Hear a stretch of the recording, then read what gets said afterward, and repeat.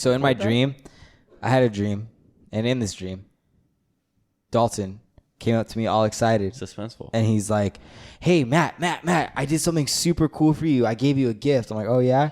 And so then I walked into my room, and on my desk was my monitor, my laptop, and then in the middle was Dalton's broken curved monitor. And it was like duct taped to the wall, and it wasn't plugged in or working or anything. And he was so excited to give it to me. And then I woke up. My whole dream. I'm a helpful guy, man. You are. It's so thoughtful. You dude. know, Matthew gets my IT hand-me-downs. I really do. He really does. ID hand-me-downs? IT, intellectual technology. That's not correct. Information. Are you sure? Information technology. Information. Dude, you paid attention in class. That's one thing I got out of it, man. Dude, hey, fill everybody in. What happened this past week, man? This past week, I finished my last class of my IT technical services bootcamp. Yeah. Woo! And shout out to everybody who was there when he started talking about when he was going into it. And if you've been around for that long, you've heard this song a lot, but we look forward to it every single week. David, roll that intro. Roll that intro. You got it, buddy. You got it, buddy. I hate it. David's not ready. Here, Matt, start it. I'm Drumm, and I'm drummer. I'm Drumm. I'm drummer.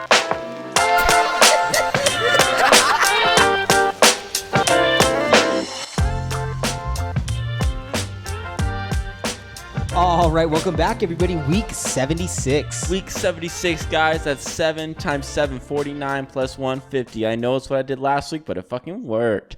50 plus 10, 60 plus 10, 70 plus 1, 71 plus 2, 72 plus 3, 75 plus 1, 76. And as always, we're your hosts. I'm Drumm. And I'm Drummer. And this is a podcast about brotherhood and the 3 S's: storytelling, the supernatural, and self-improvement. And welcome to another late night podcast. Late. But you guys don't care. What's that? Was there like an MTV version of like late night?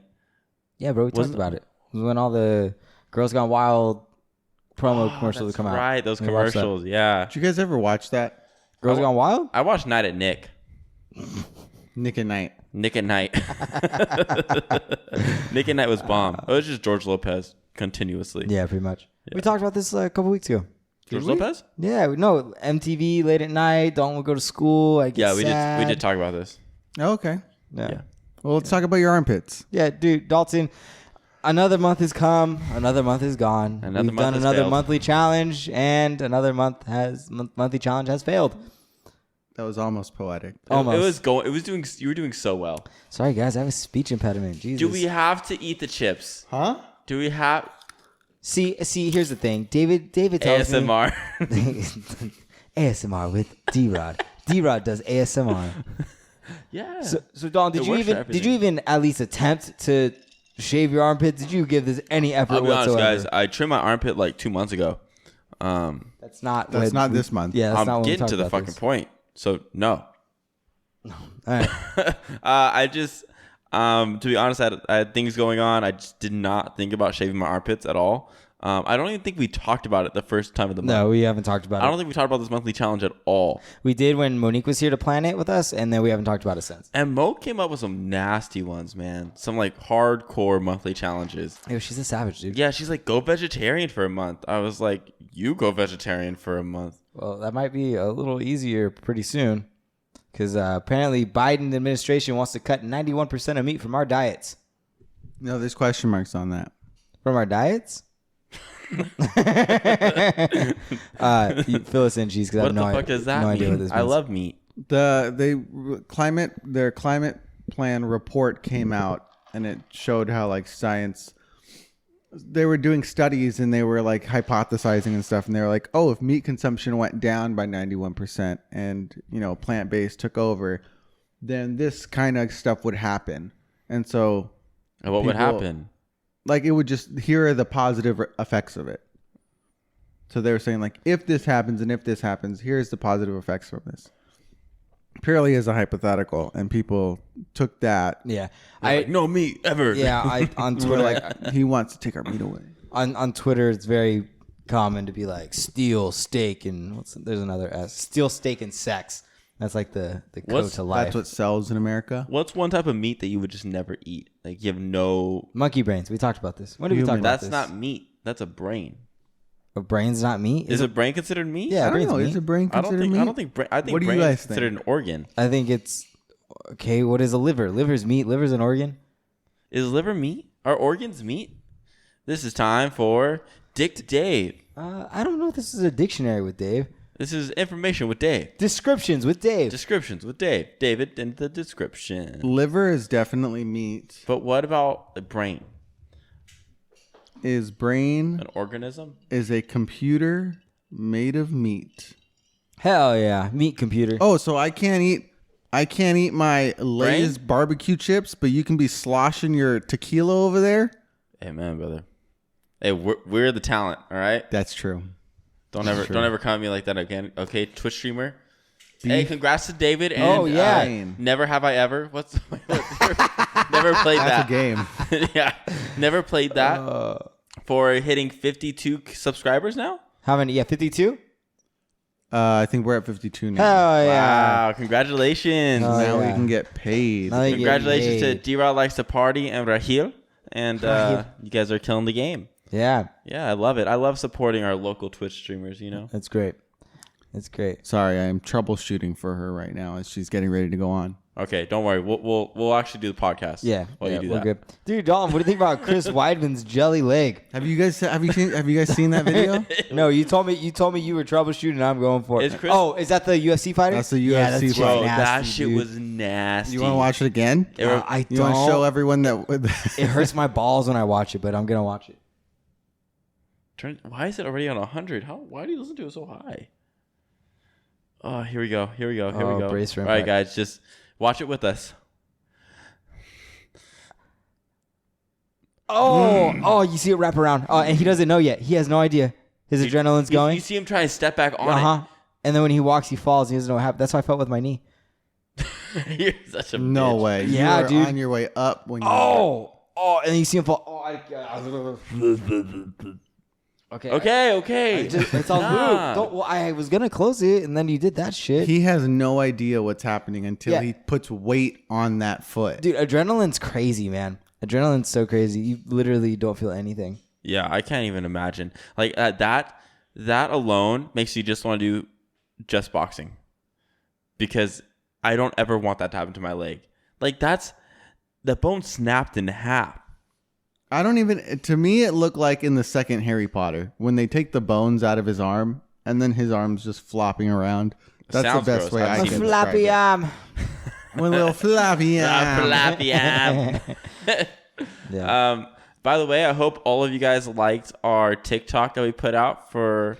Can we talk Oh about yes, how this yes. works? Okay, so we had our last. We put out a TikTok for Manscaped. It's one of our last ads that we're doing during this like cool little trial thing. Yeah. And so we had ideas, and we had like a lot of our friends came up with some really cool ideas. I know Monique had really good ones. Ernesto had some good ones, and like we like sat down with all these great ideas, and then I don't know what the hell happened, but one thing led to another, and we were just off on our own. Next thing you know, on Matt's balls.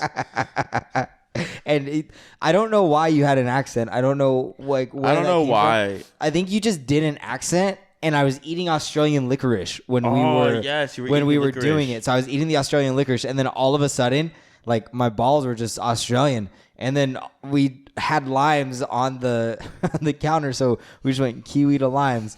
And I hope you enjoyed it as much as Dalton and I enjoyed making it. My favorite part was the part where my balls give me the lawnmower 3.0, and then like you just see the hand shoot up. And the reason why is because that actually took the longest to film We shot it 7 different times. because Dalton was literally laying underneath my chair facing me, and I laughed so hard I farted on him. Yep. And then he had to. I'm surprised you didn't get up and move because he just laid there and took it. And I was couldn't very get impressed. out. Yeah, Because but that thing sinks down. And so I'm like, I'm stuck. we might have been using your chair. Yeah, probably. I honestly think that's what it was. Yeah. But yeah, so I hope you guys enjoyed that. I loved making it, and I just think it's It's something that's not being appreciated, I feel, by TikTok, but we had so much fun making that it was video. so much fun. So much fun. But That's why we posted it on our Instagram too. Yeah, absolutely. Oh, did we? Yeah. Yeah. That's why. No, well, Dalton, you've broken your bone before. Sorry, I wanted to hit this up before we jumped to. I shattered my forearm, my arm. How do you think that compares to what you watched? I think, well, one, like, it's weird when your body feels like it's useless. Like it has no, like you can't control it. Like you're like telling it to do something, but your body's not listening. And it just hurts severely to like even like see it. Yeah. Like I don't remember much when my forearm was shattered. My mom ignored me for 2 weeks. But what I do remember is I couldn't, like my wrist. I remember I couldn't bring it up. I physically could not do this, right? And so I had to hold it. But when I would, like, it felt good when I was squeezed. Because whenever it was squeezed, everything was kind of coming together. Yeah. So it felt normal. But it's weird because your muscles feel like they're in different places. Like my forearms feel like, well, when they were broken, I remember trying to feel around. And it felt like everything was just mushed together. And how was that compared to your shoulder? Well, I don't remember much about my shoulder injury except when, Matthew and Caleb both tore out the ligament sockets and everything, and hurt terribly. But what I do remember is the pain from that will never be the same as my forearm pain. Because it had also carried the pain of your brother betraying you? Yeah, I carried betrayal with it. And I feel like betrayal from basically two brothers is so much more heartbreaking and heart-wrenching. You know what I mean? And to handle it at the age that I was at, I was just very much like in a certain moment in life where I couldn't handle it. So am I the only one that can hear Caleb rolling his eyes and going, "Oh my gosh"? But no, I mean, the shattering a bone is terrifying, and I don't understand how it got back together. I think the body's amazing for doing that. Like the thing is, like that guy's gonna recover, which is crazy. You saw what happened to the bone. You think he's still gonna fight? Yeah, I don't think he'll have the strongest kicks anymore. I think the biggest thing is gonna be, can he mentally overcome the fear of kicking something again? Well, that's the Dude, thing. imagine. Like what was that? Just the perfect angle? It might have. Was that I don't guy's know. chin made of concrete or something? Because maybe they put steel in there. It looked like no give whatsoever. Yeah. It might have been just the perfect. Actually, no. I listened to an interview and somebody was saying that a lot of times when you train, you'll get micro fractures in your bones, and so that might have been the accumulation of like a bunch of different micro fractures and the perfect angle hitting it. So, a microfracture, you won't feel it. It doesn't really hurt. But, given that much force at one time on a bone that basically has a bunch of holes in it, it'll break. So I think it was Conor McGregor. Somebody said something like that. And I was like, oh, you know what? That makes a lot of sense. Yeah, no, that's crazy, man. I do hope that guy fights again. I love those comeback stories. But, I hope he takes the right amount of time to heal, instead of, taking a week off and then walking again. Yeah. So what is this ultimate battle of Josh's? So there was a guy named Josh Swain, and it was like last year during quarantine. He was trying to make some kind of page for himself, and he couldn't because there were so many Josh Swains. And he was like, "We need to solve this problem. There's too many Josh Swains." Even like in a the normal world. name. That's a weird name, Swain. Compared to Drumm. There's a few drums out there. There's a lot of drums out there, actually. And so he made a Facebook group with all the Josh Swains he could find, and he put a time, a place, and he was like, "We're all gonna meet here. We're gonna fight. Last man standing keeps the name Josh Swain. Everyone else has to change their name." That's beautiful. And so he set that for this year, and there ended up being 900 people that showed up. They showed up. Yeah. Did they actually fight? 50 people named Josh, and then 850 people to watch. Nice. Yeah. And so who won? Well, I know the answer is Josh Swain, but no. So only like 8 people, only 2 people showed up named Josh Swain. So they rock paper scissors to see who. Hey, I appreciate that.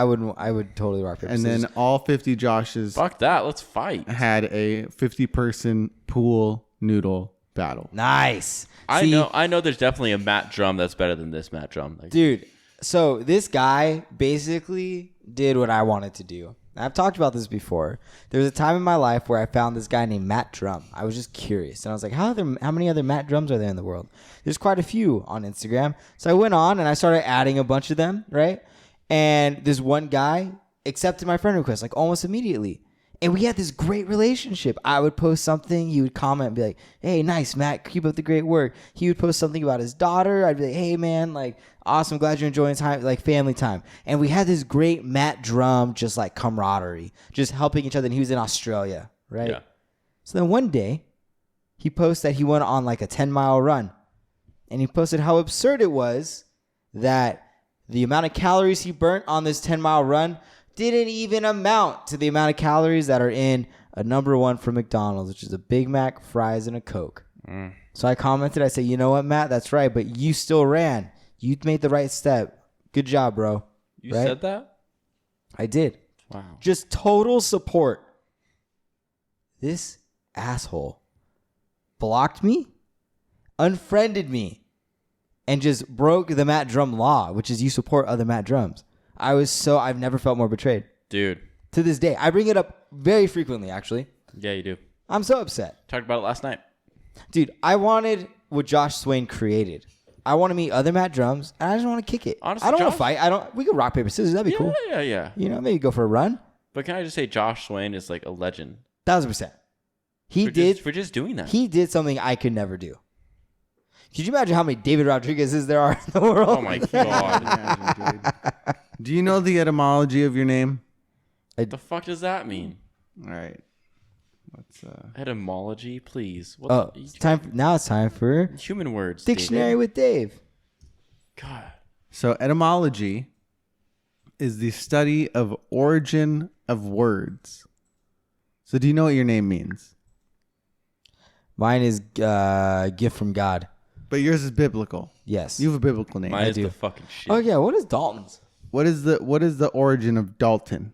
Pure Do you not know it? testosterone. I don't know. No, he doesn't. He's never looked I've this never up. even thought about looking that up. Why not? Because it's my name. I define what my name is. Nothing else defines me. Let's look it up. That's not true. Okay. Dalton is a British name. You Brit. You don't even know who the prince is. It means Prince William. It means from the valley town. Oh, like Stardew Valley. Do you play that? No. How do you know about it? Twitch. It derives from a place in England called Alton. Alton? And a Henry de Dalton of Northumberland, who was recorded in the 100 Rolls in the year 1273. The Dalton. Henry de Dalton. Dalton. I fucking hate that. I hate that. Can I be Dalton because my grandma named me Dalton? Actually, no, my mom named me Dalton. Oh, you just got yourself in so much trouble. My grandma named me Dalton. I don't know who. I honestly have no idea who named me at this point. I've heard both stories. I've heard so many stories. At the same time, what do you want your name to mean? Give your name a definition. Dalton, the man of many talents, but also many flaws. A little bit of anxiety. Okay, man of many talents and a little bit of anxiety. I can get How many people do you think would be in your fight? Dalton Drums? Yeah. Few.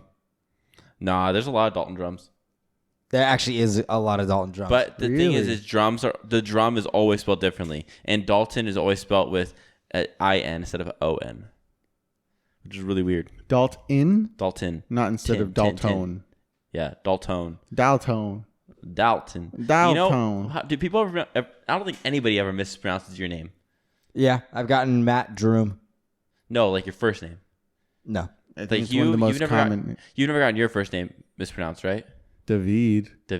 But that's just saying it with a Spanish accent. Gotten Dalton. Gotten Dalton. I gotten Dalton. And they're like, that doesn't sound like mispronouncing your name. It just sounds like saying it with an accent. Yeah. Okay, well, to me, it's mispronouncing the name, and it pissed me off. And I'm like, bro, and they're like, is that like European? And I was like, no, it's from Roadhouse. The movie Roadhouse. So my grandma found the name, and she liked it. I'm named after a movie. A redneck movie. That's actually pretty cool, though. That is pretty cool. But the winner of the fight was 6-year-old Josh James come Jr. on. or something. Are you serious right now? Yeah. Well, their genetic line isn't that strong if a 6-year-old won that battle. I would freaking destroy that kid. Even if he did win, I'd just throw him.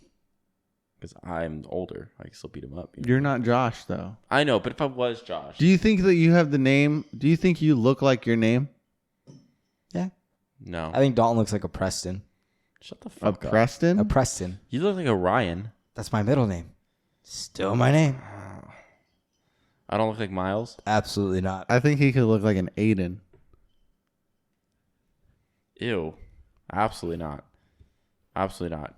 I would like to be called like Zathamore or something. Nope. I feel like I look like a Zathamore That's a good self-made name. or like Legolas. Well, now you're just stealing from. I'm not stealing from anything. That's what I want to be called now. For the rest of the podcast, you will call me Legolas. Dalton, drink your drink. Thanks, David. What were you thinking about earlier? What's the question you had for us earlier? Oh, so when I put out the TikTok today, but today's Tuesday. When I put out the TikTok, it came out. I was trying to spell out orangutan. Did you know there's no G? It's orangutan. There's a G in No, orangutan. it's orangutan. There's a G in orangutan. Yeah, a G in orangutan, but not the end of orangutan. It's not orangutan. You're not drinking tang. Yeah, that's what I was gonna say. You're thinking of the orangutan on Tang. So I thought it was. You thought it ended with a G. Yeah. No, it ends with an N. It sounds like it ends. Huh? Ends with an N. Yeah, I didn't know that. I thought you're making my story so boring. They are G's. Orangutans? Yeah. Why? Pretty G. They're pretty G. So I was They're orange. They're just flinging their shit all over the place. The TikTok that I follow has orangutans. The what? The TikTok? Oh, is that how you said the tick tick? The TikTok that I follow has orangutans, and they do like wisdom quotes with orangutans. I sent you one today. Yeah, I like those. Yeah, it was funny. The orangutan speaks out this quote. So it's like Chinese music in the background. It's like inspirational music, and then they post it as he's doing stuff. That's just. It's just orangutan just sitting there looking at the screen like. But like I think they think it's serious. The way they do it all, they believe that it's like a serious thing. I don't know if like orangutans mean like a thing of wisdom. Yeah, that's what I was gonna say. It might be like an animal of inspiration or an animal of wisdom or something like that, like culturally. Yeah. You know what's crazy too is that like you have like all these gods, right? Yeah, all of them. And then some are big, some are small. I was talking to Sush about it, and then Sush brought up about like Buddha, and Buddha was just like a guy that was super rich, and then wanted to really see what it was like to live like a normal human being, and then did that, and then he was just fat and chilled and sat down all day, and he was just chubby. Yeah, and like he just completely different take on like the world. Yeah, you know what I mean. And it changes your whole perception of things. I was thinking that's crazy that people look up to like these gods that like are like just like good looking, ripped, shredded, just freaking, just like cool dudes that know it all. But then you got one person that doesn't, and just is like trying to figure it out too. Yeah, you know what I mean.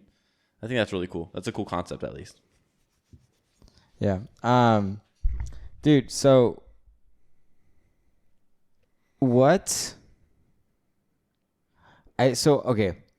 So David, you've been doing Twitch for a little while now, right? Yeah. Like, what makes Twitch? How does it work so well? How do like random people like find you? Like, do you do something to promote yourself, or is it just kind of like people just randomly like find you?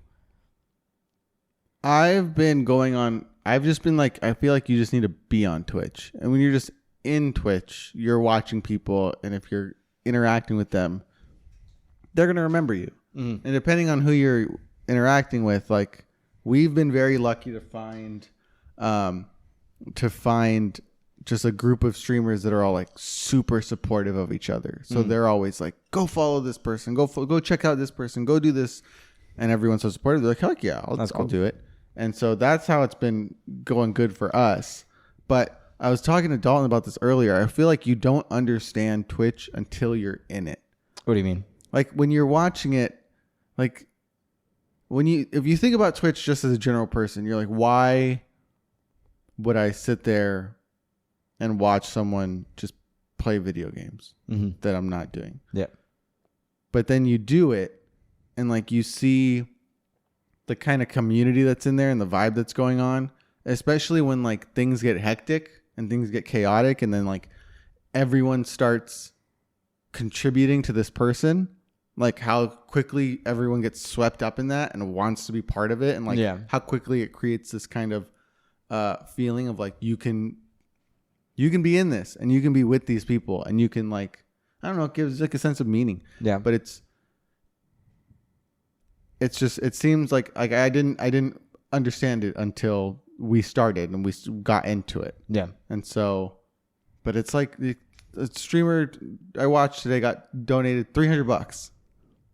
Why? You know, what's happening on there? But you guys, I mean, you guys don't watch Twitch as much. What, like, where are you on that topic?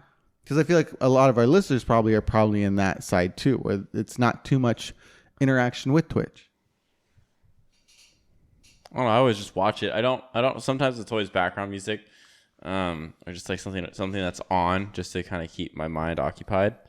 But I honestly, I don't ever subscribe to anybody. I don't pay people, you know, like I follow them so I know when they're on so I can watch them. But I can appreciate like the sport of Rocket League. So I watch that, a lot of Rocket League. Other than that, I watch just like, sometimes it's just guys that just play video games. And I watch a few retro gamers because they're fun to watch. And those guys are always the ones that are really easy to talk to. So I will have conversations with them. But there's like some Twitch streamers that have like sometimes you have to subscribe to either get certain benefits or like be able to chat in general. And I'm like, that kind of sucks. Like, aren't those the kind of people that have like thousands of people watching them? Yeah. Okay. Yeah. I just thought, like, I was like, oh, it'd be cool to be part of that. But also like, I'm not going to pay to like be a part of this because I won't do it. Because that's another level. One is like people are like, one, why would you sit there and watch? And then two is like, why would you pay them for essentially like nothing? Like you don't really know the benefits or things like that. Like for me, it's really like, if it wasn't you, like I don't think I would really pay that much attention, to be honest. Like, but I've enjoyed it much more than I thought I was going to. Like, I don't know. The Twitches that I've seen have always been like, you know, it'll be a tournament of something that I'll watch, but very rarely is it kind of like, you know, I'll go on and then like talk to people. But it's been cool to like, you know, I mean, I talk to you all the time already, but like to see you doing something different and like to be able to support you is really why I do it. But then even the conversation in like the chat itself is like super entertaining. But yeah, I just like, I don't know. It's interesting to me. Like I'm going to sub to you, like, obviously, you know, but I don't know if I would do that to somebody that I didn't know. Or I feel like there has to be some type of benefit where either like that person is always being, his questions are always being answered in the chat and stuff like that. And so they feel like, you know, the want to subscribe or whatever, the content is super good. But so part of that like environment that creates this like insane feeling is like Ludwig. Ludwig he's like one of the top streamers now. He's the most sub guy in forever. He came up with the idea of, I'm going to put 2 hours on a clock. Every time someone subs, Dalton, I can hear you breathing. Sorry. Every time someone subs, 10 seconds gets added to that clock. The stream ends when we hit 0, and I will keep streaming until the clock runs out. And this guy ended up streaming for 31 days. Damn. And made $1.2 million from 280,000 subscriptions. Jesus. We know what you have to do, David. So how does something like that happen? You're the business guy. Does he have a following? Yeah, it has to be the audience. He's already pretty big, but like he was nowhere near the top. Yeah, but I feel like that's just more of a situation of like, it's a special event where everybody wants to take part in it. Like you want to add your own 10 seconds and then you get enough people to do that for, you know, a certain amount of time where people come in and they're willing to put the money to that. And part of it too is probably just curiosity. Like, let's see how long this guy can do something and see what he can do and the content he can come up. Like, was he like literally just playing video games for 31 days straight, or was he like eating in front of the camera and talking? I've seen ones where he's sleeping too, right? Mm-hmm. Yeah. Yeah. He's sleeping. He's eating. He's just hanging out. So at some point, it just coming becomes up with all different kinds of content. yeah. Like at some point, it just becomes like a giant game. You know, and people want to see how long you can do it. FOMO is real. People are afraid to not be a part of something. You know, so it's like when you can leverage that into some events or something like some marketing material or like. That's very receptive. Like you'll see a lot of times if you guys ever notice if you're on a website or you're looking at a sale, there's always a clock counting down because you're afraid to miss out on the end of the year sale or this or that. Like, you know, or a lot of times like if you're trying to cancel a subscription, there'll be a one-time offer and it'll be like some huge discount. And the point is to make you feel like you're going to miss out if you don't take it. Like you're going to miss an opportunity. And it's kind of the same concept here where it's like, you know, he's willing to go for as long as it takes. So make sure you put in your, you know, you can be a part of that, you know? Yep. Support for Drumm and Drummer is brought to you by Manscaped, who's the best in men's below-the-waist grooming. Manscaped offers precision-engineered tools for your family jewels. They obsess over their technology developments to provide you the best tools for your grooming experience. Manscaped is trusted by over 2 million men worldwide. We have an exclusive offer for our listeners, 20% off plus free shipping with code DRUM at manscaped.com.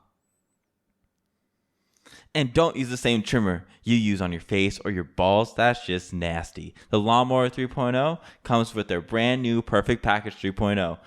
Wait, what? The Lawnmower 3.0 comes inside their brand new Perfect Package 3.0, which comes with everything you need to be trimmed, cut free, and smelling nice down there. Manscaped threw in 2 free gifts in their perfect package, a pair of high-performance Manscaped boxer briefs that'll keep your junk feeling fresh all day, and a travel shed bag to store all your grooming goodies. Get 20% off plus free shipping with code DRUM at manscaped.com. That's get 20% off and free shipping with the code DRUM at manscaped.com. That's 20% off with free shipping at manscaped.com and use code DRUM, DRUMM. Unlock your confidence and always use the right tools for the job with Manscaped. And it's time for our deep dive. Deep dive. Come on, deep dive with us. Deep dive. We're gonna deep dive and you're coming with us. Deep dive. Grab your deep dive. You can lead the way. Deep dive. Deep dive. Deep dive. Deep dive. Deep There we dive. go. Dalton, no swiping. Dalton, no swiping. Oh, man. All right, you guys, if you tuned in last week, we started talking about this creepy pasta that is titled Ben Drowned. I was going to scroll all the way up, but I was like, damn, that's way too much to scroll. That's titled Ben Drowned. So let's give a recap for those of you that if you haven't listened to last week's, I recommend you go back. You listen to the back end of that podcast first. But we're gonna give you a quick recap here. So last week, what we talked about, just a few little bullet points for you guys to know. This guy wanted to buy some of his old video games from his childhood, so he went to a garage sales. And when he went to another, like the last garage sale he went to, he found a few things he liked. And then he asked the old man if he had any video games. The old man said yes, smiled deceivingly, and walked away. Made the other guy feel weird. Didn't think anything of it. He went to go look at art. He was looking at these little black ink things that ink splotches, and saw one that kind of looked like Zelda. He thought that was kind of weird, but whatever. And then the guy comes back and gives this person, what's this guy's name? What's homeboy's name? I don't think he ever says his name. He doesn't. So gives homeboy his a whole Nintendo. No, he gives him like a video game cartridge that's like grayed out, and then it says it's written Majora's Mask in like permanent marker on it. Okay. Which is the one game that he was really like. Yes, that's the one game that's one of the big games he wanted. So he was super excited, got to go home and play it. When he went home and played it, saw that it was like playing different. The one thing that set it off was a glitch he tried to pull where he would go and at a certain time to reset the day without having to do the whole reset. It's called the glitch of the fourth day. Glitch of the fourth day. He tried doing that. It ended up starting off a whole thing.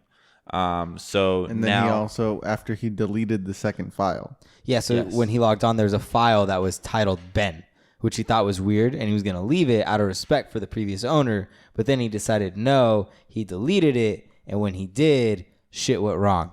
shit hit the fan, and he is basically getting chased by this statue, and it looks really creepy. And David's gonna link all the videos under this He's video. getting chased by this statue. The music that should be playing music's forward playing is playing backwards. The levels are like combining. Yeah, there's Catching fire and catching fire. He's being teleported to different parts of the game. He's being taken out of the game, going back in it with new files being saved every time. And the craziest thing is that the game is kind of breaking the fourth wall, and it's like the text in the game is addressing him, the player, as opposed to most text in games only addresses other players in the game. Yeah, and it's starting to really freak this guy out. He doesn't really know what to do, but he tried to go back and find the old man. The old man moved out, left, and nobody knows where he went. And so he's kind of stuck, not knowing what to do. And this is where our second part starts off. So, Matt, why don't we begin that? All right, let's pick it up. So our author goes back to sleep, and he passed out almost immediately after making the last thread. And in his sleep, he had a dream that the Elegy of Emptiness statue was following him.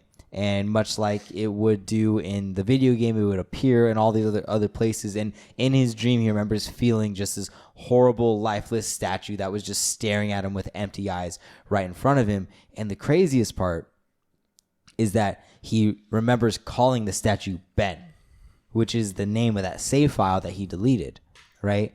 And if you remember at the end of that episode when a bunch of stuff happened at the very end, and then it all of a sudden reset to have Ben back as the save file, right? So he ended up calling the statue Ben. So that he wakes up, and this is kind of where we are going to start this next part of this series. So he's still putting off playing the game. He doesn't want anything to do with it. So just out of curiosity, he drives back to the old neighborhood, to the house where the old man was, to see if he was back or maybe he was gone or something. But to his surprise, the old man was still gone and no one was home. And so as he's walking back to the door, there's a man next door to him, the old man's neighbor, and he's mowing the grass, and he stopped to ask him if he was looking for someone. And he asked if he was looking for the man that was living there, and kind of told him, not that what was going on, but that's who he was looking for. And the lawnmower guy said, "Oh no, he's getting ready to move." Yada yada yada. So, I think we should read this part. I think this is super important. Okay, so he was moving, trying a different avenue. I asked if the old man had any relatives that I could talk to. I discovered that this old man had never been married, never had any children or grandchildren through adoption, and he started to become worried. So he asked one final question, and one that he should have started with. He asked, "Who was Ben?" The man's expression turned grim, and I learned that 4 doors down, around 8 to 10 years ago, on April 23rd, the man informed me that it was the same day as his anniversary, and that's how he knew of the specific date. There was an accident with a young boy named Ben in the neighborhood. Shortly after his parents moved, and despite any further attempts to talk to the man to get more information, he wouldn't get into anything else. So, with that information, he goes home, and for whatever reason, he feels like he has to finish this. So, he starts playing again. He loads up the game, and immediately it goes to the title screen where the mask files, and the sound wasn't playing its normal whoosh sound. It was something a little higher pitched. So he pressed start, bracing for the worst, but just like 2 nights ago, there were 2 files. Your Turn and Ben were being displayed. The only difference is that the Ben file was further along in the game than the first time that he had opened it. So summoning his courage, he selects it. Immediately. Last time they did this, there was this little time where it was kind of it plays normally, right? Yeah, he got this nice little grace period. But the only thing that was different the first time was there was no NPCs. It was just him wandering around, but there was still the mask salesman, and that was just about it. The only weird thing that was happening in the beginning was just the weird laughs, and then seeing the masked salesman wherever he went, and the statue following him around everywhere he went. Yeah. However, this time there was no grace period. Immediately, he was thrown into the chaos. Sure enough, he was outside the Stone Tower Temple, but that's about all that was expected. Also, to take note of that, also, like, all the words were wrong. Nothing was being spelled correctly. Everything was spaced weird. So any dialogue from this point on is completely deboggled. Is that a word? I could say that? Yeah. So, like Dalton's saying, the zone itself was no longer Stone Tower Temple, but rather was stone with strange spacing, and immediately the dialogue box was complete gibberish, and he couldn't make that out, just like Dalton was saying. So then all of a sudden the picture comes to, and Link's body was completely distorted. His back looked broken. It was cocked violently to the side where his posture was permanently disfigured. Link's expression was dull, almost monotonous, as he used an expression on his face that he didn't recognize from the game before. It was a blank look and kind of like he was dead. Link stood there as his body spasmed irregularly back and forth, and he noticed that the avatar, that he examined what had happened to the avatar and noticed that he had a C button item that he had never seen before, some kind of note, but when he pressed it, nothing happened. Sounds played in the back and forth, and I didn't recognize the game, almost demonic in nature, and there was some kind of high-pitched yip or some kind of laugh or something in the background. All of this, I had all of 2 minutes to take in the environment before another one of those fucking Elegy of Emptiness statues was summoned, and immediately after, it was cut to Dawn of a New Day screen. Except this time, there wasn't a bunch of those little eyes down at the bottom where it was kind of like glitched out. Are you reading the whole thing word for word? I'm trying to pull from it, but I can see why it's kind of hard. yeah, there's just too much to There's so much information. There's too much to skip. So all of a sudden he appears in front of the Deku Scrub Clock Town, and this is normally where you would play after the first time you travel back in time. And Tati would say, "What just happened?" as if everything has, but instead it's just started over. It just said "start over." And it finished with a remark of broken text, and the laugh of the happy masked salesman played in the background. I was put in control of my character, but from a fucked up camera angle. I was looking from behind the door of the clock tower, watching my avatar run around the Deku Scrub, seeing as how I had really no place to go because there was nothing to be seen. He went inside the door, and there was the happy masked salesman who simply put, "You've been met with a terrible fate, haven't you?" And that was right before the screen whited out. So he's in the field as a human again, and this time he feels upset because he's just kind of being taken from place to place, and he's not really able to accomplish anything or do anything. And so this time he's in the field, and he gets his bearings, and he looks around, and he could tell that something was off. There wasn't enemies. There was a twisted version of the Happy Masked Salesman theme song that was playing. A lot of times it's playing backwards. So he runs towards the woodfall, but to the left he sees 3 figures. And who did he see, Dalton? He saw 4 figures. 4 figures. He saw Epona, which is the beautiful horse, my favorite horse. Almost as cool as Shadowmere from Skyrim. And you had Epona, you had the masked salesman, you had the statue, and you had the what's that guy's name? Majora's Mask? No, Skull Kid. Skull Kid, that's what it is. Yeah, it's Skull Kid. The only thing that was interesting about this is they were facing kind of like in like a C shape. Skull Kid was faced the other direction than everybody else and stuck in a glitch motion. And then you had... Why do you get the loudest chair every time? I don't know. So the Skull Kid faced the other direction and glitched out. The Epona was just standing still, like not really in any type of motion, and the statue was not moving, just really just standing still, not just being what it should have been the whole time, a statue. And the only thing that was really creepy about this part was the masked salesman wouldn't move his body, but wherever you went, left to right, anywhere, he slowly followed you with his face. Slowly moved his head every time. But he wasn't fighting you. You guys weren't in any type of combat. He was just slowly following you the whole time. And then the song in the background was the Happy Masked Salesman's own song. And so our author has the brilliant idea to pull out his ocarina and to play a song. As you do. And so he plays the Song of Healing. And as soon as he finishes that, an ear-piercing shriek blasted from the TV, and the sky immediately started flashing. And the Happy Mask Salesman's twisted theme song sped up, intensifying the fear, and Link exploded into flames and died, which is an animation that we saw last time, but up until last time you've heard about this, it was not in the game at all. Yeah, this animation is not in the game. Not in the real game, at least. And the worst part is that the three figures stayed lit up until the death screen as they watched the lifeless body burn. And so that really shifted things for our author from being like super eerie to like terrifying. Like it really brought things over to like a whole different level. It's just like I don't even know how you can react to this game. And then once again, he's met with the text that says, "You've been met with a horrible fate, haven't you?" And for the third time, there's been some kind of meaning behind that. And so It's really interesting that he says that. Even with the song, it seems like the healing song is a big issue. Because he did that before, and every time he sings that one song, the song of healing, he burns into flames, and that same thing comes up. Mm-hmm. So I don't know. That's really odd. That it's the song of healing. The song of healing is what's triggering it.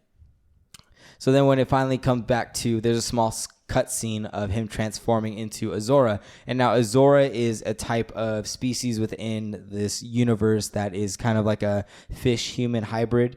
Yeah, they're dope. Yeah, they're like made for the water. And so but even that cutscene where he's changing into Azora, it's like creepy. It doesn't seem like it's from like, it just seems darker than what it should be. Yeah. I don't know. Yeah, like it's like cut in and out, and then you kind of see this like transformation happening. And there's no prep time. Like you're thrown into the change. You don't physically change it, but next thing you know, you're changing into Zora, and it's just this face that's screaming at you. It's really odd. So he makes the change into Zora, and he's at this beach area. So he runs down this beach, and he finds Epona. And Epona is the horse of this game. Mm-hmm. And so Epona's doing this weird, like, bucking type of motion, and it's pointing its head in one direction.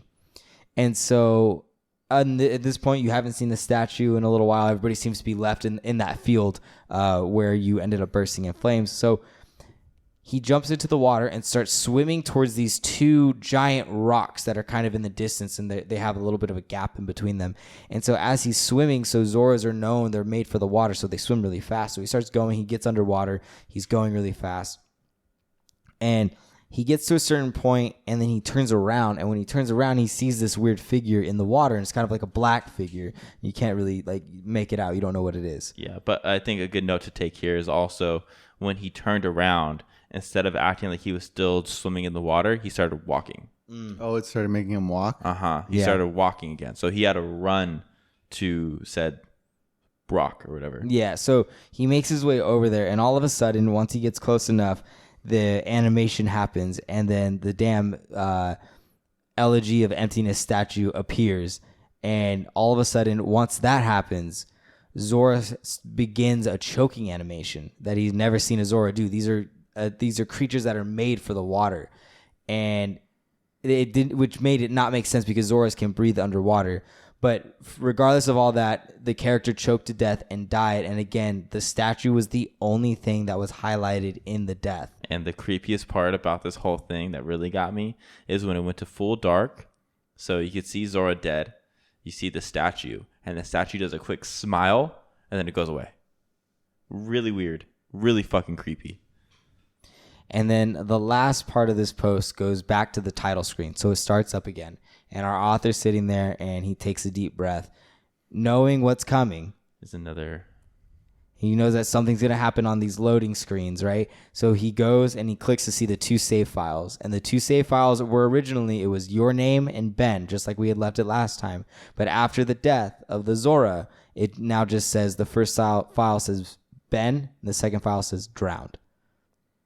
And so he says, the game obviously isn't through with me. It taunts me with new save files. It wants me to keep playing. It wants me to go further. But I'm done with this shit. I'm not touching any more files. This is already too horrifying for me, and I don't even believe in the paranormal, but I'm running out of explanations. Why would somebody send me this message? I don't understand it. I just get too depressed thinking about this footage. This footage is up here for those who want to see and try to analyze it. Maybe there's some coded message in the gibberish. I'm too emotionally and mentally drained to fuck with it anymore. So... I feel like the music, the Song of Healing, is a really big part of it.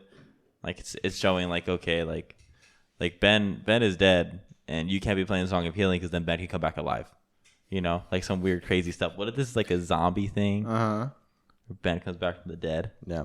This is just terrifying, man. It's just so weird and coincidental with the neighbors and with, just homeboy who just can't seem to.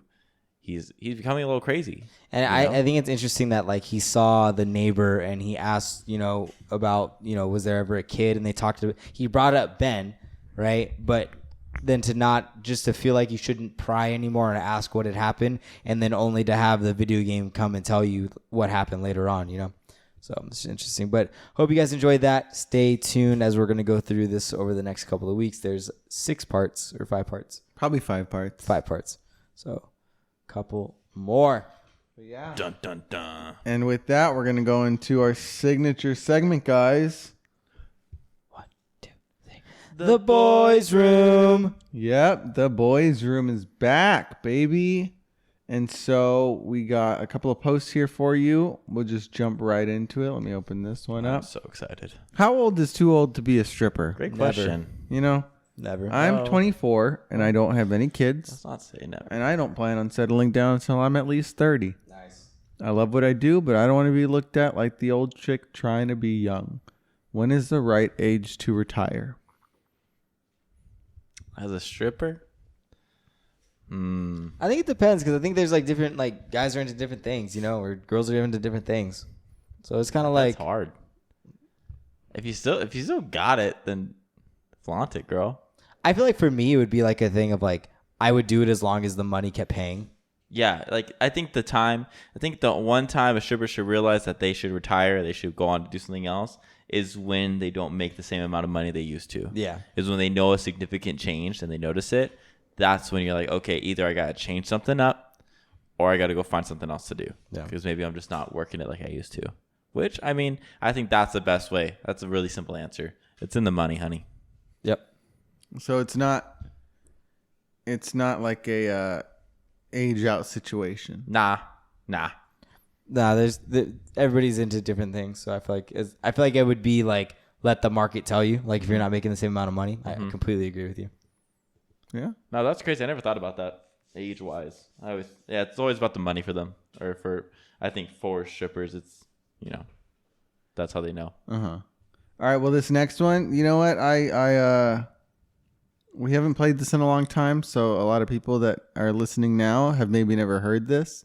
But this singular question will be an entry into the Sexpert's Corner. Hey, Bring it back. All right. You've come to the right place for all your sex questions. All those deep, burning desires that you just needed the answers to. And he started talking about his Come ex. to the right place. We've got That all Ron the should be mad. sex.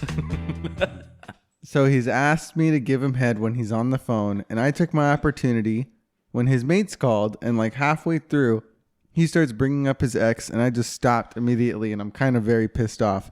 He said it's not his fault, and he didn't bring her up, etc. But I've told him many times it makes me kind of uncomfortable when he and his mates always talk about his ex around me, and I don't know. I feel bad for being mad. Am I in the wrong here?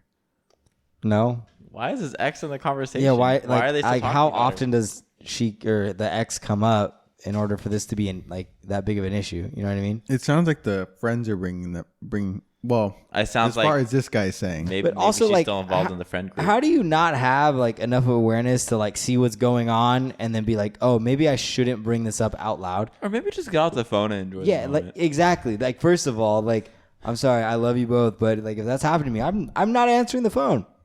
Absolutely not. You should definitely answer Absolutely the phone. not. I need to have a conversation. If I'm calling you and I never call you, you better answer. Nope. You wouldn't feel.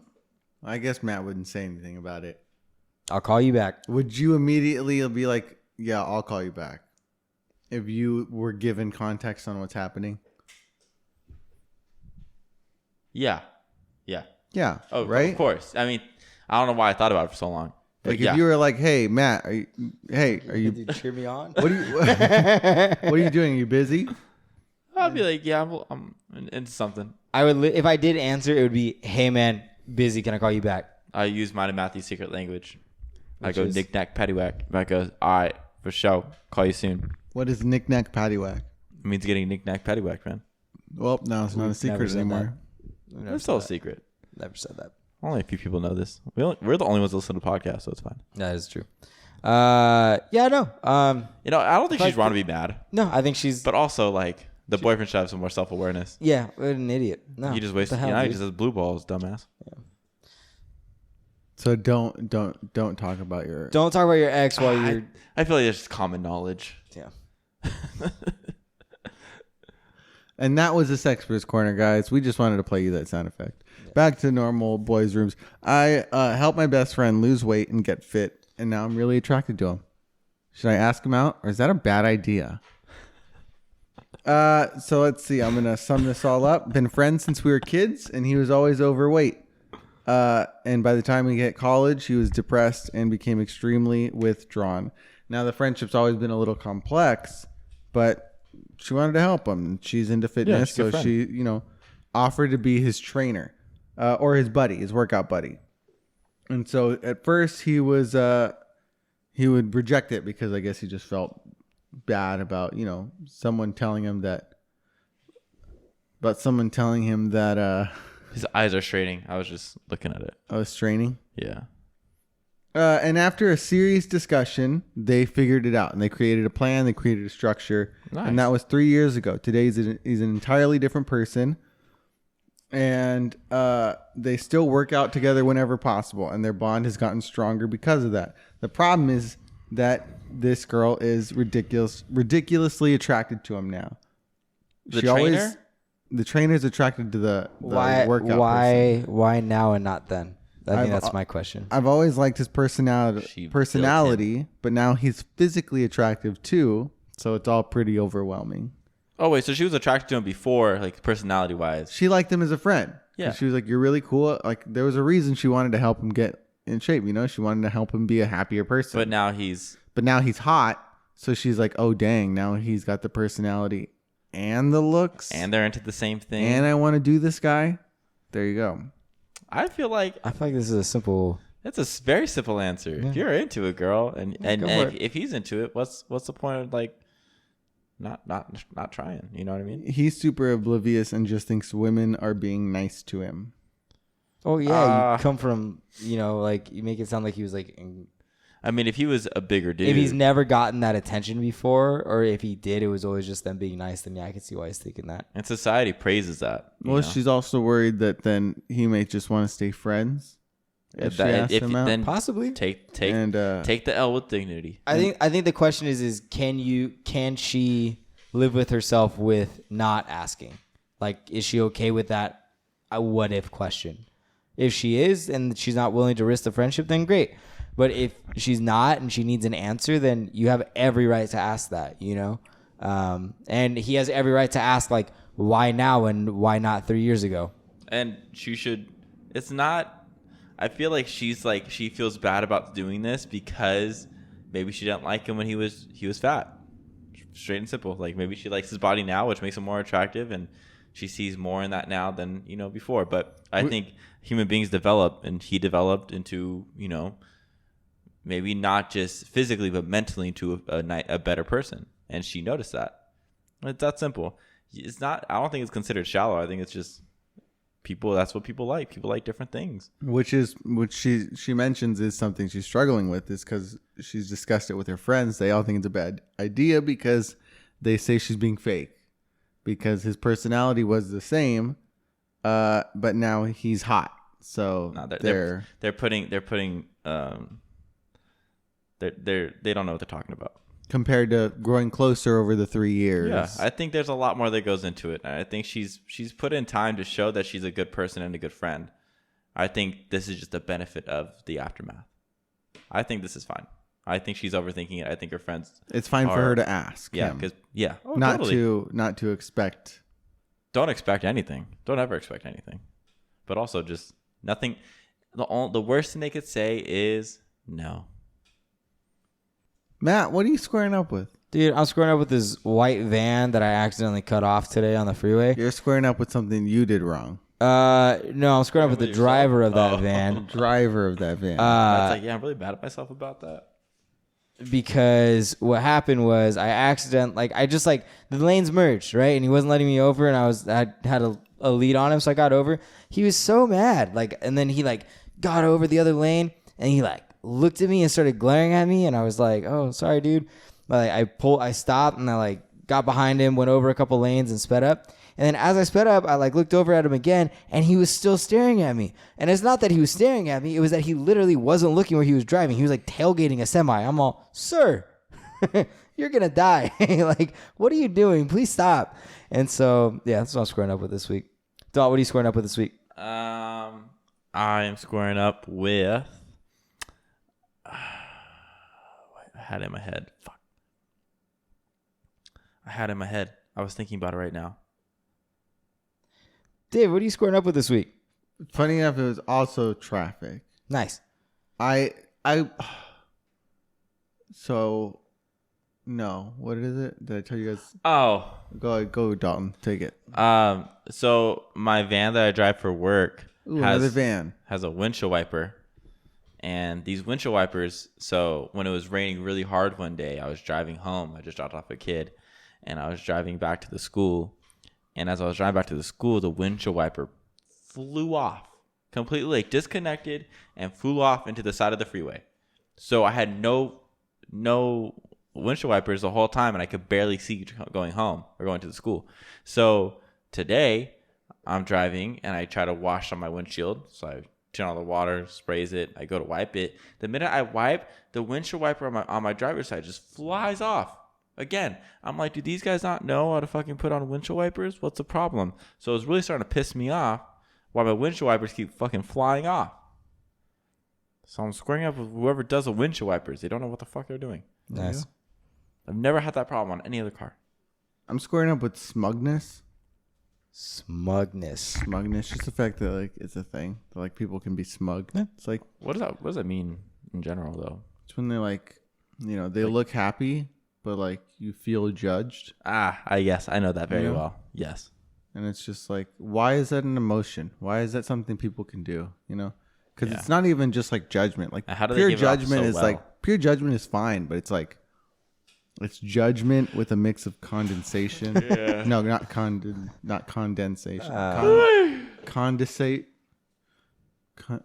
Yeah, like condescending. Condescendment. Condescendment. That sounds right. Sure. We'll go with that. Condensement. Yeah. No? Condensed milk. Condensed It's milk. judgment with the side of condensed milk. Condensed milk. Tastes good, but And it's fucks just, you up. it's never fun to be on the receiving end of that. No, it's not. Dalton, what makes you go, whoa, dude? I have no woe dude this week, to be honest. I don't have one either. I don't have Nothing anything. made you I don't have like anything to go, amazed. Oh, actually, I do. My woe dude is this is Bubba's last week of school, Sea Dog, Yeah. and I'm so excited for him. Whoa, dude. Oh, yeah. Whoa, dude. So when he told me that, I was like, "Whoa, dude, that's crazy." What about you, David? What was your whoa, dude? My woe, dude, is that you don't have to wear. CDC says you don't have to wear masks outside anymore. Nice. If you're vaccinated. Nice. Whoa, dude. Whoa. Whoa. Dal, what got you stoked this week? What got me stoked? Being done with school. You're officially done. Yeah, Officially I'm done. done. I'm out of that shit, dude. Nice. Matt, what gets you stoked? Recording this podcast. I was excited to see you guys all day. So Oh, good, man. happy that we Yeah, got it was started. long You day. too. Yeah. What about you, Cheese? What got you stoked? Oh, what got me stoked? Kayaking, dude. Kayaking was super fun. Oh, yeah? Oh no, Kayaking? getting all the bikes, finally like all set up. Yeah. Replace the inner tubes, got all done, and we were able to ride. It was just nice to ride a bike again. Yeah. You get a bike. When did all this happen? We went to Santa Barbara this weekend. Oh, that's right. You guys did that? I think you guys just hung out there. No, we rode kayaks in the harbor. Yeah, it looked like you guys had fun. Oh, cool. Yeah, that's a lot of Yeah, fun. Rachel was like really insistent on it being single kayaks. She didn't want to do the double ones. Did you fall over? She didn't realize how much back power you needed Uh-huh. to do the kayaks. So we Yeah. got about halfway, and she was like, "Next time, definitely doubles." Yeah. I was like, "I agree." I feel like that would have been a good idea from the start, but you know, she could do what she wants. I applaud her independence. Hey, you know what? She tried. All right, you've made it this far into the podcast. Thank you so much for your time. Go ahead and leave a 5-star rating and a review wherever you are listening to this podcast. If you're here on YouTube, thank you so much for watching. Click the subscribe button down below and the bell notification icon in the corner so you know when we upload. Go ahead and follow us on all of our social media platforms at Drumm Podcast. Thank you so much for your time and your ear. We really do appreciate it. And until next week, we'll see you then. I'm Drumm. And I'm Drummer. We'll see you guys then. Bye. Bye.